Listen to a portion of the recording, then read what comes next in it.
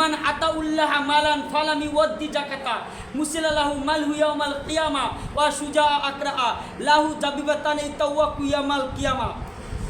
হুজুর সাল্লাল্লাহু আলাইহি সাল্লাম বলেছেন, মান আতাউল্লাহ মালান ফালামি ওয়াদ্দি জাকাতা, যাকে আমি অঢল সম্পদ দান করেছি অথচ ওই ব্যক্তি জাকাত দেয় না, ওই ব্যক্তি কি করে না, জাকাত দেয় না।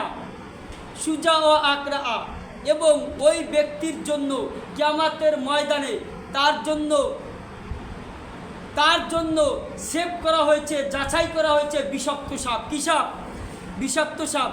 যেই সাপকে বলা হয় সুজা ও আকরা।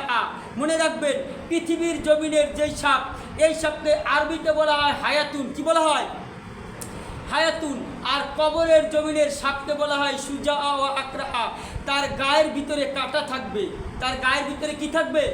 কাঁটা থাকবে। ওই সাপ তাকে পেঁচিয়ে তার দুই চোয়ালের দুই দিকে কামড়াইতে থাকবে বলে নাউজুবিল্লাহ।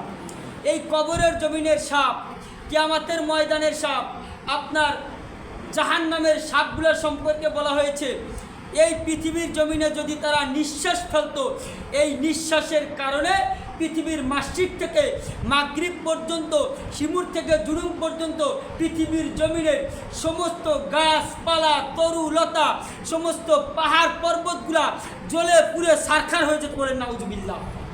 সম্মানিত উপস্থিতি, ওই সাপ ওই ব্যক্তিকে কামড়াইবে যেই ব্যক্তিকে আল্লাহ সম্পদ দিয়েছে, অথচ ওই ব্যক্তি সম্পদের জাকাত দেয় না। কি দেয় না?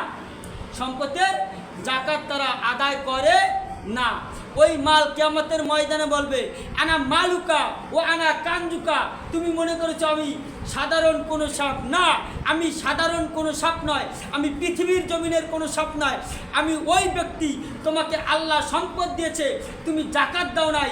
ওনা মালুকা ওনা কানজুকা, তুমি জাকাতের সম্পদকে তুমি গচ্ছিত করে রেখেছো।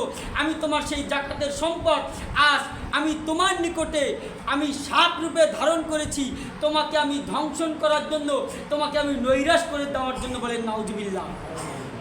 ওই সাপ যার গায়ে আঘাত করবে ৭০,০০০ বছর পর্যন্ত তার গায়ে এই বিষ, এই আঘাতের যন্ত্রণা থাকবে। বলেন নাউজুবিল্লাহ।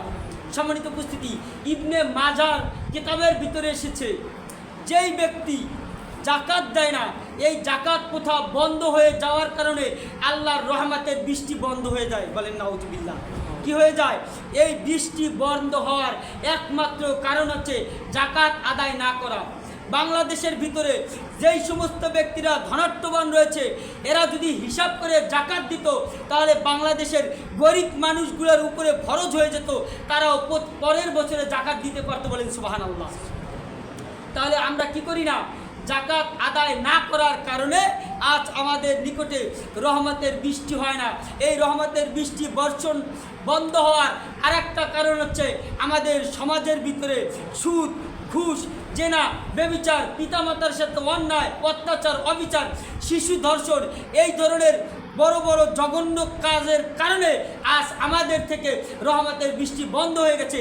এই বৃষ্টিকে যদি আবার চালু করতে হয়, তাহলে নিজ নিজ দায়িত্ব নিয়ে নিজের গুনাহের জন্য নিজের তওবা করতে হবে। কি করতে হবে?